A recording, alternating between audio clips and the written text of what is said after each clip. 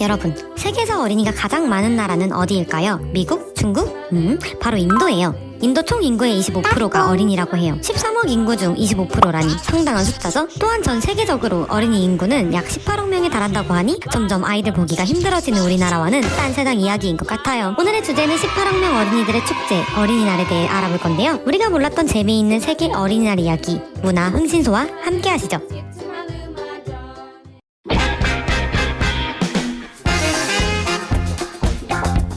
여러분은 5월 5일 어린이날 하면 무엇이 떠오르시나요? 저는 어릴 적 선물 받을 생각에 마냥 좋았던 기억이 나는데요. 또 소파 방정환 선생도 떠올라요. 우리나라 어린이날을 설명하는데 방정환 선생을 빼놓을 수는 없을 것 같아요. 혹시 어린이라는 단어를 방정환 선생이 처음 사용했다는 사실 알고 계시나요? 젊은 사람을 불러 젊은이라고 하듯이 어린아이들을 높여 불러 어린이라고 하자는 것이 그 뜻이었어요. 이렇듯 방정환 선생은 어린이의 인권 신장을 위해 직접 발로 뛰신 분이에요. 어린이 문제를 연구하는 단체를 만드는가 하면 어린이 잡지 발간, 어린이 행사 개최, 전국 순회 강연 등 어린이를 위한 일이라면 몸을 아끼지 않으셨죠. 그 과정이 순탄했냐고요? 물론 아니었어요. 하필 그 시기가 일제감정기랑 맞물려 있었기 때문에 일제의 탄압이 심했다고 해요. 아까 방정환 선생이 잡지도 발간하셨다고 했잖아요. 그 잡지의 이름이 바로 어린이인데요. 1925년 당시 서울 인구가 30만 명이었는데 잡지의 판매량이 10만 부에 이를 만큼 인기가 좋았다고 해요. 조선의 어린이들에게 민족의식과 자주독립 정신을 배양하고자 발행한 잡지가 인기를 끄니 일본에게는 눈엣 가시였겠죠. 그래서 철저한 검열은 물론 압수도 당하고 방정환 선생은 시도 때도 없이 총독부에 불려가 검문을 받았다고 해요.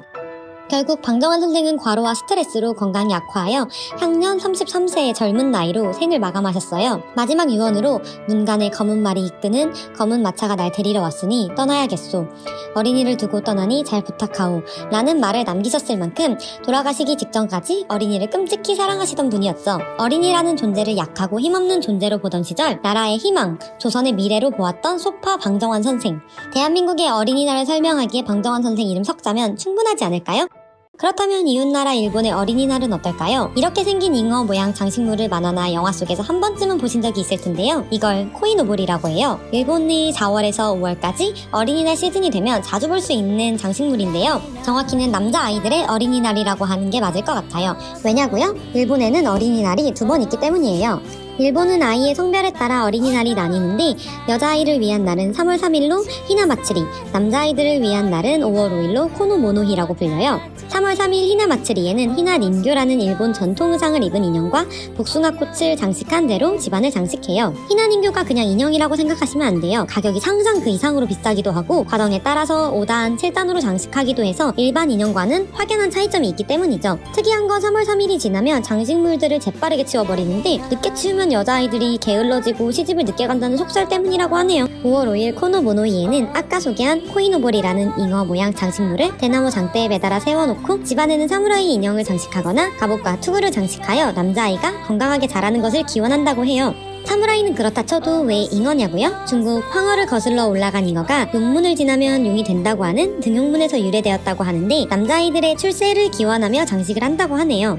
두 날 모두 어린이를 위한 날이라는 점에서 공통점을 가지고 있지만 한 가지 차이점이 있는데요.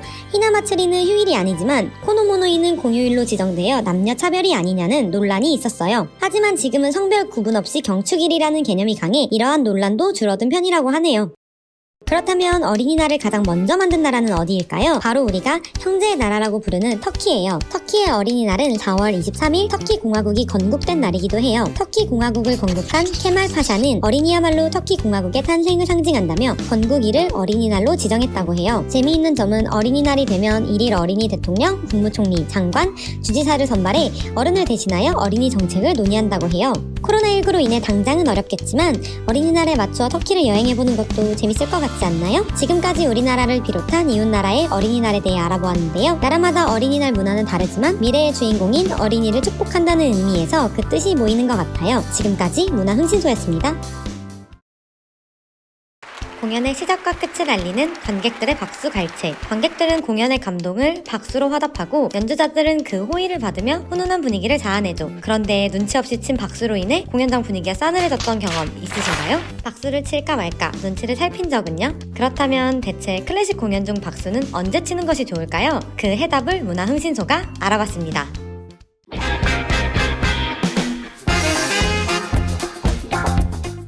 관객들은 흔히 악장과 악장 사이에서 박수를 치는 실수를 하게 돼요. 악장이 뭐냐고요? 우리가 일반적으로 클래식 공연에서 접하게 되는 곡들에는 소나타, 교향곡, 협주곡 등이 있는데 이러한 곡들은 대부분 여러 개의 악장으로 이루어져 있어요. 예를 들어 베토벤 피아노 소나타 8번은 총 3악장으로 구성되어 있어요.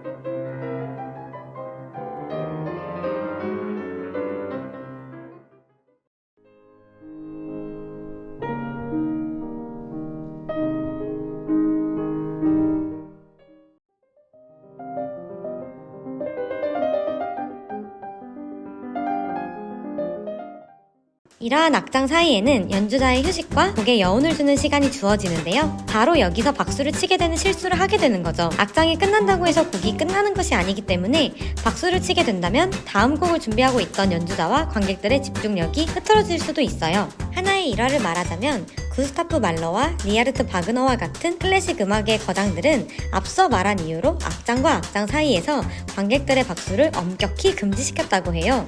하지만 클래식을 많이 접해보지 않은 사람들 입장에서는 이게 지금 악장이 끝난 것인지 곡이 끝난 것인지 판단이 쉽지 않을 거예요. 악장을 구분하는 몇 가지 팁을 알려드릴 테니 집중해주세요. 첫 번째, 공연 책자를 참고하여 공연의 흐름을 파악해보세요. 대부분의 클래식 공연은 매표소 혹은 입구에 공연 일정이 담긴 책자를 비치하는데요. 해당 책자를 확인한 후에 공연의 전체적인 흐름을 파악한다면 도움이 될 거예요. 두 번째, 지휘자의 지휘봉을 주시해보세요. 일반적으로 지휘자는 곡이 끝나기 전까지는 지휘봉을 내려놓지 않는답니다.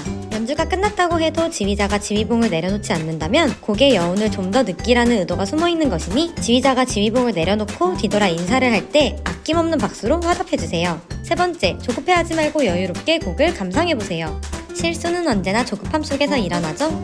박수를 칠까 말까 조급해하지 말고 모든 사람들이 박수를 칠 때까지 여유롭고 편안하게 곡을 감상하세요. 우리는 어디까지나 곡을 감상하러 온 것이지 박수를 치기 위해 공연장에 있는 게 아니니까요. 박수 에티켓만큼이나마 공연장에서 지켜야 할 기본적인 에티켓을 몇 가지 알려드릴 텐데요. 그 첫 번째는 옷차림이에요. 누구나 한 번쯤 공연장을 갈 때 옷을 뭘 입어야 하나 고민을 해보셨을 거예요. 클래식 공연을 관람할 때 꼭 격식을 차려 입을 필요는 없어요. 너무 가벼운 복장만 아니라면 클래식 공연을 관람하는 데에는 아무 문제가 없답니다. 다만 우리가 조심해야 할 부분은 다른 사람의 공연 관람에 방해가 되는 요소가 있는지 점검을 해야 돼요. 내가 입은 옷이 움직일 때 산만한 소리가 나는지, 너무 밝은 색상인지, 다른 사람의 시야를 가리지는 않는지 확인해주세요. 두 번째는 휴대전화를 꼭 확인해주세요. 공연 시작 전에 반드시 휴대폰은 꺼두시거나 비행기 모드로 전환하여 공연 도중 벨소리가 울리는 불상사를 막아주셔야 해요.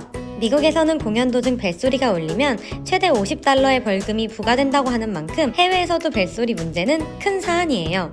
실수로 친 박수 100번보다 부주의로 울린 벨소리 한 번이 공연을 망칠 수도 있다는 사실을 명심하고 우리 모두 핸드폰을 꼭 확인하기로 해요. 마지막 세 번째는 음식물은 공연장 밖에서 섭취해주세요. 기본적으로 공연장은 생수를 제외한 음식물 반입이 금지되어 있어요. 음식물을 섭취함으로써 생기는 냄새와 소음, 그리고 공연장 오염을 사전에 방지하기 위해 음식물 반입이 금지되어 있답니다.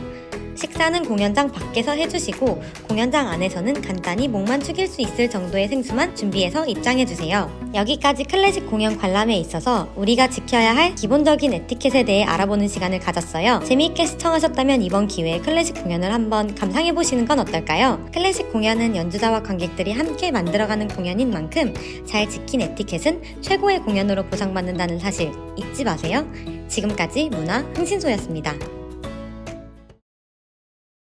누구나 한 번쯤 멋진 미술품을 집에 장식해보는 상상을 해보셨을 거예요. 집의 분위기에 걸맞는 미술품은 집의 품격을 한층 상승시켜주니까요. 하지만 그런 미술품들은 우리가 구입하기도 부담스럽고 가격조차 알 수 없는 경우가 대부분이에요. 우리가 흔히 알고 있는 미술품은 대부분 경매를 통해 유통이 되기 때문에 시대와 상황에 따라 그 가격이 천차만별로 정해지기 때문이에요. 혹시 여러분은 역사상 가장 비싸게 낙찰된 미술품이 무엇인지 알고 계시나요? 몇 억은 기본이고 몇십억, 몇백억을 호가하는 미술품들 중 최고의 자리는 과연 어떤 작품이 차지하고 있을까요? 그 해답을 문화흥신소가 알아보았습니다.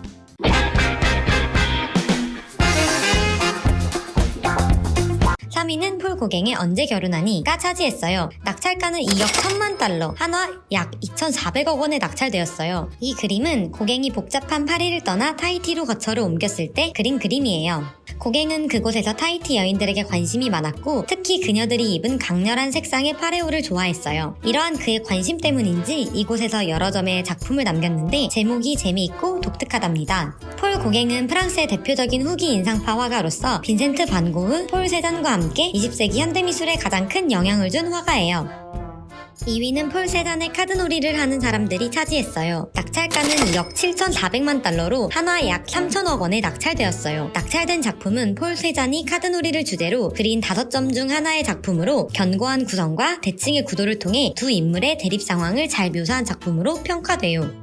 대망의 1위는 레오나르도 다빈치의 살바토르 문디가 차지했어요. 낙찰가는 4억 5천만 달러로 한화 약 5천억 원에 낙찰되었어요. 구세주라는 뜻을 가진 살바토르 문디는 레오나르도 다빈치가 1505년경 그린 작품이에요. 흥미로운 점은 1958년까지만 해도 이 작품은 다빈치 작품이 아닌 그의 추종자의 작품으로 여겨져 한화 약 7만 원에 거래되었는데요. 이후 다빈치의 작품으로 인정받고 역대 최고가 미술품으로 등극했답니다. 하지만 이 작품을 냉소적으로 보는 시각도 많아요. 오랜 세월 동안 수차례 복원하는 과정을 거친 탓에 이 작품을 진정 다빈치의 작품으로 봐야 하냐는 의견이 분분하기 때문이에요. 그럼에도 불구하고 왜 이 작품이 특별했냐고요? 레오나르도 다빈치는 유화 작품을 단 몇 점뿐이 남기지 않았는데 그중 하나가 우리가 너무나도 잘 알고 있는 모나리자예요. 희소성은 물론 모나리자와 어깨를 나란히 하고 있는 다빈치의 유화라는 점이 이 작품을 정상의 자리에 올려놓을 수 있었던 것이랍니다. 앞서 말한 세 작품 모두 역대 최고가라는 말에 걸맞게 억소리 나는 작품들이었는데요. 재밌게 보셨다면 여러분도 미술품 경매에 한번 도전해보는 것은 어떨까요? 경매라고 부담 가질 필요는 없어요. 대중들도 쉽고 재미있게 도전할 수 있는 경매를 소개시켜드릴게요. 7월 14일부터 7월 28일까지 진행하는 제로베이스 경매가 바로 그 주인공이에요. 강원문화재단과 서울옥션이 함께하는 이번 경매는 강원 작가들이 작품 74점을 프리뷰 전시를 통해 만나보고 온라인을 통해 실시간으로 경매에 참가하여 마음에 드는 작품을 구매할 수 있는 전시예요. 굳이 프리뷰 전시를 가보지 않아도 서울옥션 홈페이지를 통해 누구나 경매에 참여할 수 있으니 꼭 한번 접속해보시는 걸 추천해요. 지금까지 역대 최고 낙찰가 그림 탑3와 제로베이스 경매에 대해 알아보았는데요. 최근 우리나라 화백의 작품이 해외 미술시장에 널리 이름을 알리고 있는 만큼 국내 미술시장도 하루빨리 성장하여 역량 있는 예술가들이 보다 많은 기회를 얻을 수 있었으면 좋겠네요. 지금까지 문화흥신소였습니다. 전시회를 좀 다녀봤다 하시는 분들은 비엔날레라는 단어를 많이 들어보셨을 거예요. 비엔날레는 이탈리아어로 2년에 한 번이라는 뜻으로 1895년 시작된 베니스 비엔날레가 명성을 얻으면서 대규모 국제 전시회를 일컫는 말로 굳어지게 되었어요. 따라서 제목 끝에 비엔날레가 붙은 전시회는 2년마다 열리는 대규모 전시회라고 생각하시면 되는데요. 더 나아가 3년 주기로 열리는 전시회를 트리엔날레라고 부르고 4년 주기로 열리는 전시회를 콰드리엔날레라고 불러요. 알아두면 유익한 비엔날레의 세계, 문화흥신소가 알아보았습니다.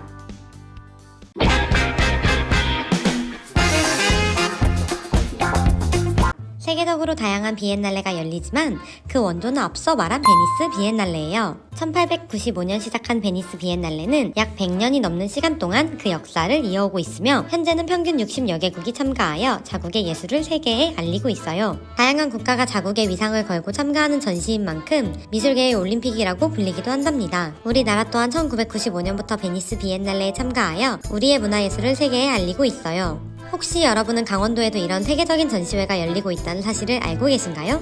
차이점이 있다면 비엔날레가 아닌 트리엔날레라는 점인데요. 그럼 지금 바로 강원국제 트리엔날레가 무엇인지 알아볼까요?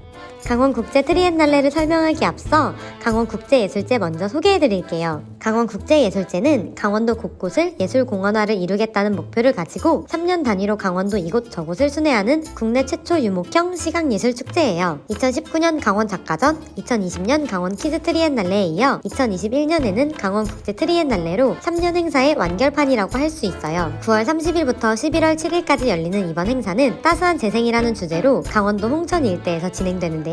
따스한 재생이라는 주제는 우리 사회에서 발생하는 각종 재난과 환경오염 그리고 코로나19 등 위기 속에서 재생과 회복을 제시하고자 하는 뜻이 담겨 있어요. 전시는 홍천 옛 탄약 정비공장, 마동분교, 홍천미술관, 홍천중앙시장에서 진행되는데요. 각 전시장마다 특색 있는 작품과 공연이 준비되어 있으니 홍천을 여행하며 전시를 즐겨보는 것도 좋은 방법이겠죠? 자세한 행사 내용은 강원국제 트리엔날레 홈페이지를 확인하세요. 지금까지 비엔날레 이야기와 강원국제 트리엔날레에 대해 알아보는 시간을 가졌어요. 이래저래 마음이 답답해지는 요즘 강원도의 탁 트인 자연환경과 오색 찬란한 전시로 기분 전환을 해보시는 것은 어떨까요? 그럼 모두 강원국제 트리엔날레 2021에서 만나요. 지금까지 문화 흥신소였습니다. 당신이 궁금한 모든 문화예술 이야기를 댓글로 남겨주세요. 문화흥신소가 찾아드립니다.